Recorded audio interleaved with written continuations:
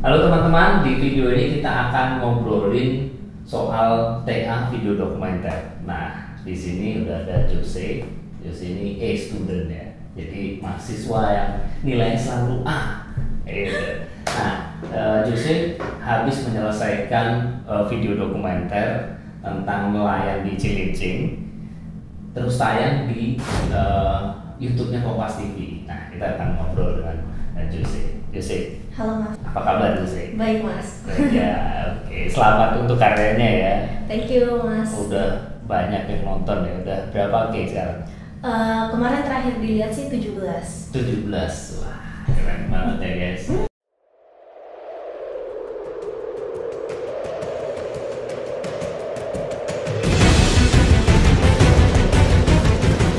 Tetap aja kita nih dukung Anies umpama atau luar gula orang apa namanya benar ya kan. Nah, tetap aja kami jadi nelayan.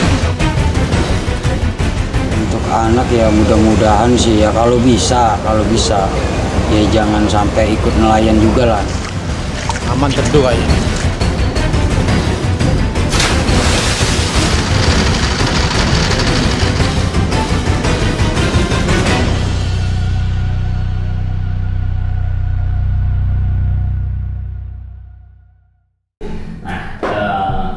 Sebelum kita nanya pengalamannya Jose, mungkin Jose mau cerita dulu sebenarnya video dokumenter bagi mahasiswa terutama UMN itu seperti apa sih Jose? Kalau dari pengalaman aku gitu ya Mas, video dokumenter tuh sebenarnya sekarang cukup relevan, terutama di kalangan mahasiswa jurnalistik kali ya, karena aku sendiri di jurusan jurnalistik. Jadi teman-teman aku tuh sebenarnya tertarik gitu menonton video dokumenter, cuma memang dengan durasi yang tidak terlalu panjang gitu Mas.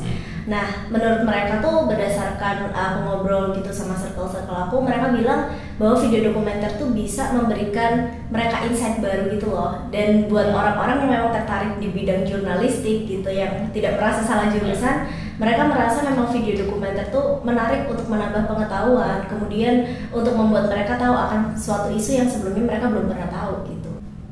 Saya melihat ya teman-teman itu kan perlu resource yang banyak gitu ya, perlu alat yang lebih banyak gitu. Nah, bagaimana kamu menghandle ini? Sebenarnya kalau dari saya pribadi Mas, benar kata Mas Taufan gitu, video dokumenter itu membutuhkan budget yang mungkin jauh lebih banyak daripada terutama budget juga. Iya, format lainnya kan. Nah, bagaimana cara saya menghandle itu adalah saya berusaha mencari, istilahnya kalau misalnya saya sendiri itu kayaknya nggak mungkin gitu, tapi saya berusaha mencari tim yang memang mungkin saya kenal. Jadi dari kenalan saya dan mereka mau membantu, itu budgetnya bisa ditekan gitu loh Mas, kalau urusan budget. Kemudian untuk masalah alat sih, saya memang menggunakan alat-alat yang saya punya. Kemudian beberapa karena kampus juga memiliki fasilitas penyewaan alat gitu ya, saya pinjam di kampus, jadi tidak perlu bayar gitu kan selama kita bisa tanggung jawab. Nah, mungkin bagi teman-teman yang baru gitu ya, yang nggak kenal siapa-siapa, mungkin itu kira-kira gimana Jus? Sebenarnya kalau menurut saya sendiri, berdasarkan pengalaman saya di Kutek kemarin Mas, video ini itu bisa video dokumenter gitu ya, mungkin hasilnya nggak akan yang bisa maksimal banget seperti yang dibuat sutradara-sutradara terkenal. Tapi sebenarnya kalau kita mengerjakan itu sendiri dengan alat yang kita punya gitu, kemudian sama mungkin ngajak satu teman aja, dia nggak harus yang sangat profesional, tapi memang mahasiswa jurnalistik juga yang tahu kamera, tahu komposisi gitu. I think kayak video ini juga bisa menjadi enak ditonton gitu Mas, karena sebenarnya poin dari video dokumenter itu menurut saya sendiri adalah dari alurnya, bagaimana kita meng-approach narasumbernya, bagaimana topik yang kita angkat itu bisa menjadi relevan untuk orang-orang gitu. Kalau untuk secara teknis sih sebenarnya, kalau sebagai ini kita memposisikan diri sebagai mahasiswa ya Mas ya. Kalau sebagai mahasiswa itu ya itu tadi, mengerjakan sendiri sebetulnya kalau misalnya memang dengan niat tekun itu sebenarnya bisa, memang lebih berat, tapi kalau misalnya memang kita ingin menekan budget banget gitu, nggak mau pakai tim dan segala macam, itu bisa sih, tapi yang penting konsisten sama niatnya harus emang kuat banget gitu. Oke. Jadi kalau banyak yang harus dikerjakan sendiri, ya salah satunya harus harus belajar skillnya dulu ya. Iya betul. Ini sebenarnya jadi PR juga ya teman-teman ya, bagi saya gitu pengajar. Saya sebenarnya pengen mencari kesempatan untuk menyampaikan ini gitu ke prodi mengenai syarat durasi gitu ya, karena durasi 60 menit itu untuk dokumenter ya agak susah gitu, sementara di prodi lain misalnya di prodi film itu maksimalnya 30 menit maksimal ya itu ya teman-teman ya, karena targetnya untuk festival itu sekitar 15-20 menit. Saya pitching ke medianya, itu Kompas TV, saya pitching ke manajernya ada Mas Haris. Beliau mengatakan bahwa video 60 menit itu yang saya buat ya, dari perspektif beliau, video 60 menit itu terlalu panjang. Jadi video saya itu mengulang alur berulangan gitu loh Mas. Alurnya itu berulang terus. Akhirnya itu membuat orang bosan, isinya jadi tidak padat. Jadi karena memang pertimbangan media juga, media industri gitu, dan saya ingin mengupload video saya di YouTube mereka, jadi ya saya menuruti aturan lah yang ada di media tersebut. Akhirnya 60 menit itu dipangkaslah menjadi 30 menit gitu sih. Dan sebenarnya kalau cara menyiasatinya ya Mas, menyiasati bagaimana membuat video berdurasi 60 menit, mungkin saya sendiri karena saya anak bimbingan Mas Alvan juga ya, saya mengikuti saran sih yang Mas beri gitu, bahwa bisa nih dibuat semacam rolling footage. Jadi kami mengikuti apa yang ada di lapangan gitu, narasumber sedang ngapain, jadi kami harus sergap untuk merekam kegiatan mereka. Saat mereka ngobrol pun direkam aja, siapa tahu ada soundbite yang menarik, jadi itu di rolling gitu. Jadi itulah yang saya lakukan gitu. Jadi makanya video pertama bisa sampai 60 menit. Jadi kalau terlalu panjang,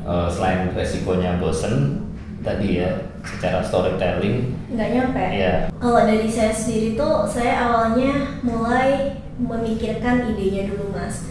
Jadi topik apa sih yang bisa diambil, yang bisa diangkat untuk menjadi sebuah video dokumenter, isu apa sih yang lagi happening gitu.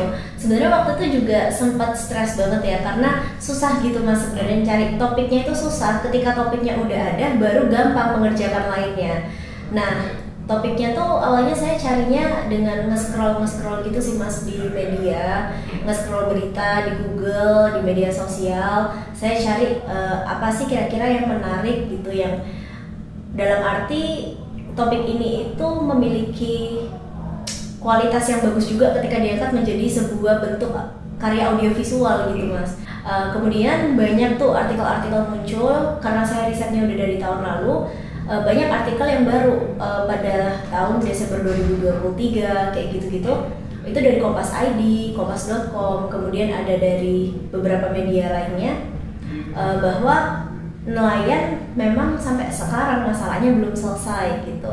Nah, ketika itu saya berpikir bahwa isu yang belum pernah selesai, yang tidak pernah selesai, itu masih layak untuk terus diangkat gitu Mas. Itu masih layak untuk terus digali gitu. Nah, akhirnya dari sana saya baca artikelnya, bahwa saya menemukan memang jumlah nelayan juga terus menurun gitu kan. Saya mulai berpikir sendiri bahwa ketika jumlah nelayan terus menurun, bagaimana nih kalau nggak ada regenerasi nelayan? Bagaimana anak muda kalau nggak mau melaut, nanti hasil laut kita dari mana lagi gitu. Cuma ya saya nekat aja pada saat itu karena topiknya udah diokein, berarti saya merasa bahwa ya this is the challenge gitu. Ya ini kemarin waktu bimbingan kita obrolin juga ya, aspek keamanannya ya di this is the challenge. Kemudian akhirnya saya coba cari gitu ya fixernya yang ada di sana. Kebetulan pada saat tahun lalu juga saya pegang di kelas documentary journalism itu dengan Pak Berto gitu. Kemudian beliau bantu kayak kasih fixer yang ada di sana. Kemudian saya berkoordinasi terus sama Pak Ilyas itu sebagai fixer saya. Nah, ya syukurlah Sempro itu bisa saya teruskan gitu Mas. Saat pembimbingnya kan dapat Mas Alvan, kemudian sebenarnya kan tahun lalu pun saya juga udah berkoordinasi kan dengan Mas Alvan. Jadi ya saya bersyukur, maksudnya itu bisa keep on track gitu loh Mas. Jadi dari Sempro saya nggak perlu mengganti yang banyak di skripsi gitu. Jadi mereka pun bisa dapat manfaat ya karena suaranya bisa tersampaikan Iya. dalam videomu ya. Bener. Oke. Nah terus kita kemarin sempat diskusi soal bagaimana karya ini bisa publish gitu ya. Nah mungkin kamu bisa share ke teman-teman gimana memulai pitching, terus bagaimana dealing dengan redaksi gitu. Mungkin ini juga bagian dari salah satu proses tadi ya Mas. Ketika saya sudah riset, saya menemukan idenya, kemudian saya tulis laporan, menyicil laporan akademiknya juga.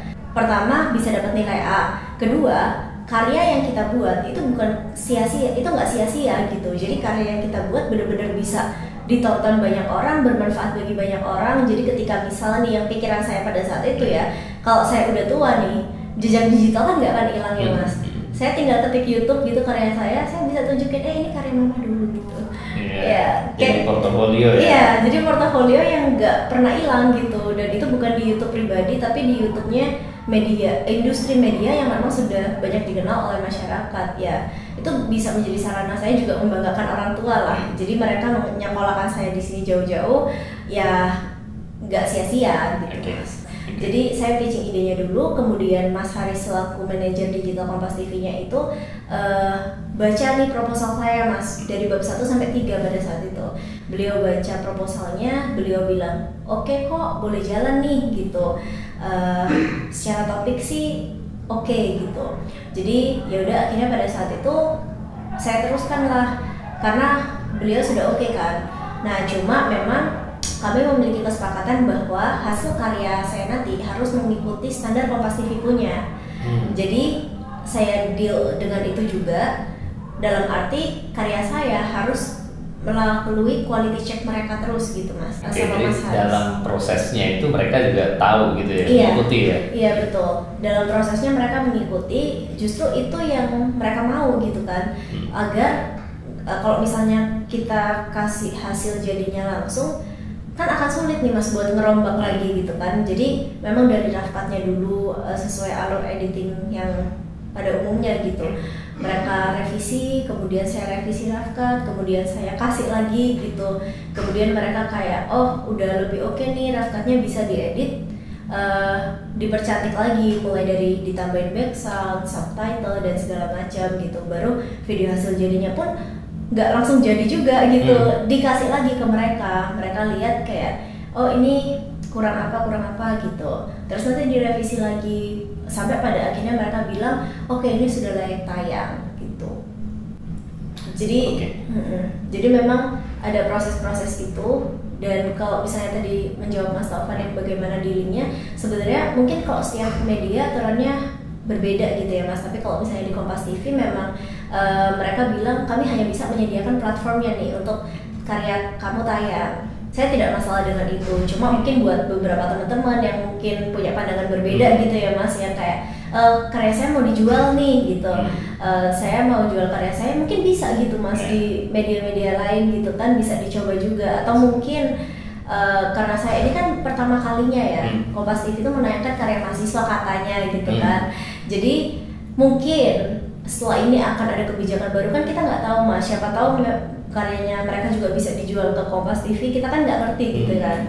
Jadi kayak banyak hal sih yang sebenarnya bisa terjadi gitu. Di luar dealing dengan media, apa challenge yang paling besar yang kamu hadapi? Challenge yang terbesar adalah dari pihak eksternal sih Mas. Jadi teman saya ini ya tiba-tiba kita kan nggak pernah tahu masalah orang ya Mas. Jadi tiba-tiba ternyata memang dia punya masalah keluarga sehingga itu berpengaruh gitu di timeline video saya. Jadi itu di luar kontrol saya Mas, karena kan itu pihak eksternal gitu kan. Jadi pada saat itu saya juga stres banget tuh, karena saya tuh orangnya nggak bisa kalau misalnya saya sudah menetapkan deadline tapi deadline ini harus mundur, itu kayak akan cukup mempengaruhi saya banget gitu. Nah jadi bikin stres ya? Bikin stres, jadi saya kepikiran terus tiap malam, saya nggak bisa tidur memang. Jadi akhirnya cara yang saya lakukan adalah kemudian apa yang saya lakukan adalah karena saya di sini sebagai produser juga gitu Mas, kemudian sebagai direkturnya juga gitu, dari awal kan ini memang punya saya, karya saya. Saya datang sih ke kantornya hampir setiap hari gitu, saya datang, saya nungguin gitu mereka ngedit, meskipun yang ngedit bukan Begadang saya ya. gitu ya. Iya, dari kayak misalnya dari jam 12 siang saya ke sana, pulang bisa jam 2 pagi gitu, jam 3 pagi. Saya pengen meluruskan, jadi yang dimaksud eksternal itu adalah bukan Jose ya, tapi masih Temu ya. Iya. Ya kan, jadi eksternal itu bukan eksternal di luar kampus gitu ya, tapi bukan Jose-nya sendiri gitu ya, meskipun itu di timnya Jose. Mungkin nanti teman-teman bisa mempersiapkan juga plan B nih. Iya. Kalau misalnya this doesn't work, nanti harus gimana gitu. Iya benar sih. Dan pada saat itu emang saya bingung banget kan, karena ketika saya mau cari editor lain pun nggak bisa mas. Banyak teman-teman saya tuh kenalan saya juga, mereka sibuk gitu kan. Terus timelinenya terlalu mepet, mereka tidak menyanggupi gitu. Jadi kayak Melewati nangis-nangis ya. nangis karena overthink banget gitu mas, ini gimana nih karyanya gimana. Sebenarnya mungkin saya bisa mengerjakan itu sendiri, saya take over semuanya sendiri itu bisa mas, cuma maksud saya adalah timeline saya itu saya set sebulan agar ketika ini editing saya bisa menyelesaikan laporan akademik, jadi semuanya bisa berjalan barengan gitu loh maksud saya. Nah, selain itu tadi kerja keras, Ya. terus pantang menyerah. Betul. Ya, Jose sudah membuktikan itu ya. Harus berjalan nyari solusi sehingga ini selesai. Ada pesan tambahan Jose untuk teman-teman? Lebih menerima keadaan yang ada, situasi yang ada, bahwa bekerja sama orang itu memang tidak semuanya harus sesuai harapan kita, gitu sih mas. Oke, terima kasih Jose. Nah, itu tadi ya teman-teman, kita bisa belajar dari pengalamannya Jose mengerjakan karya dokumenter yang keren gitu ya, yang kita bisa lihat nanti karyanya, linknya ada di sini. Jose jadi mahasiswa pertama yang video dokumenternya itu tayang di YouTube-nya Kompas TV. Nah, harapannya semoga nanti Ada lagi. ada adik tingkatnya Jose ya bisa mengikuti keberhasilannya Jose. Oke, terima kasih Jose. Terima kasih, Sukses Mas. selalu buatmu ya. Thank you mas.